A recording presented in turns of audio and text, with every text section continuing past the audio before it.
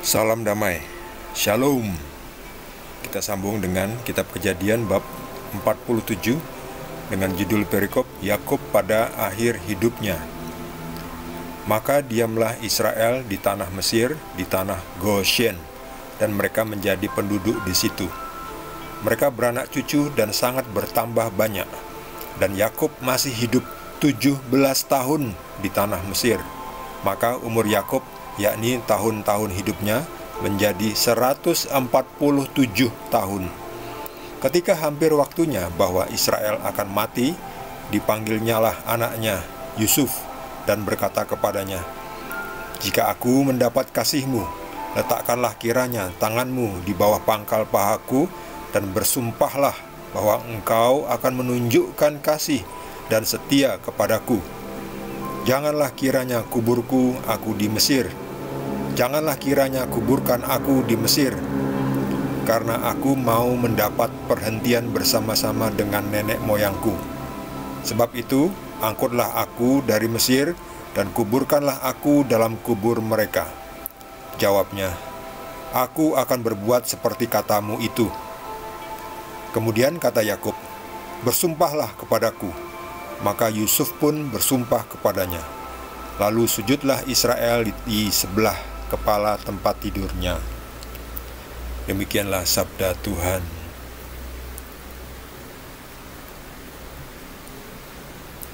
Yakub tinggal di Mesir atau mengungsi karena kelaparan dan kekeringan di tanah Kanaan, mengungsi ke Mesir selama 17 tahun. Jadi Yakub itu masih hidup 17 tahun di Mesir. Sementara nanti anak-anaknya itu masih tinggal di Mesir sampai ratusan tahun sebelum akhirnya mereka nanti kembali ke tanah Kanaan. Setelah Musa hidup, setelah Musa dilahirkan, dan kemudian itu saatnya untuk kembali ke tanah Kanaan. Karena waktu itu Firaun sudah berganti orang ya.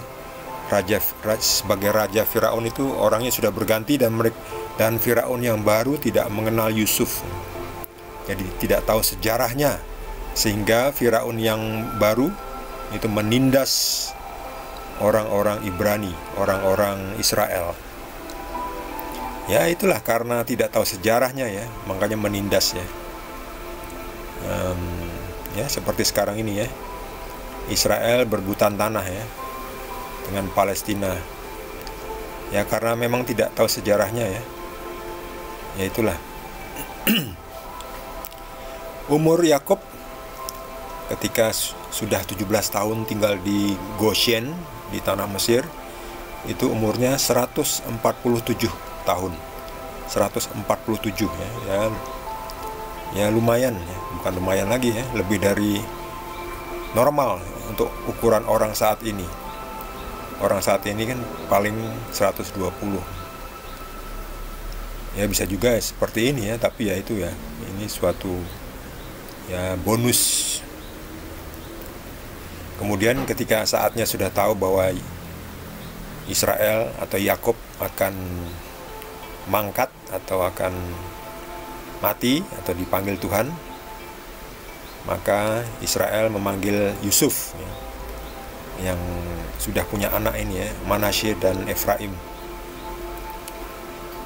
Israel meminta Yusuf untuk berjanji bahwa akan memakamkan dia bukan di Israel, bukan di Mesir, tetapi di Kanaan. Di Kanaan. Sebab angkutlah aku dari Mesir dan kuburkanlah aku dalam kubur mereka ya, ke nenek moyangnya ya, yaitu di sekitar Kanaan itu.